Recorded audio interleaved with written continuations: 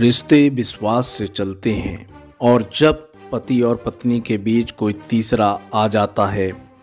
तो समाज और कानून दोनों की नज़रें उन पर टिकी होती हैं। जब किसी व्यक्ति को ये पता चलता है कि उसके जीवन साथी का किसी के साथ एक्स्ट्रा मैरिटल अफेयर चल रहा है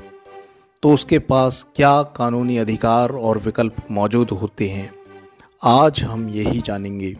नंबर 1, यदि किसी की पत्नी या पति का एक्स्ट्रा मैरिटल अफेयर है तो वो हिंदू विवाह अधिनियम की धारा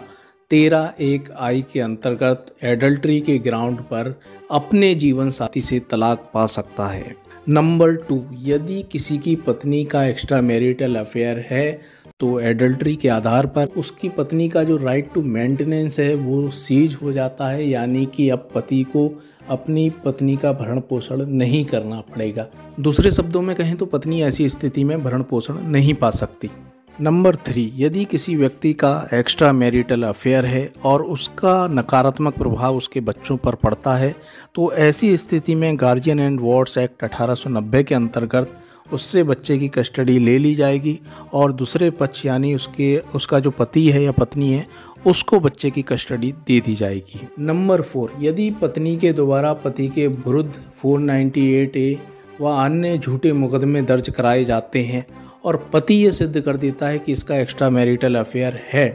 तो पति को यहाँ उन मुकदमों में इसका लाभ मिलता है, उसका अच्छा डिफेंस रहता है। नंबर 5, यदि किसी पति का एक्स्ट्रा मैरिटल अफेयर है और उसके कारण पत्नी को मानसिक या शारीरिक कष्ट पहुंचता है तो वो धारा 498 IPC और घरेलू हिंसा अधिनियम 2005 के अंतर्गत शिकायत दर्ज करा सकती है, कोर्ट में केस दाखिल कर सकती है।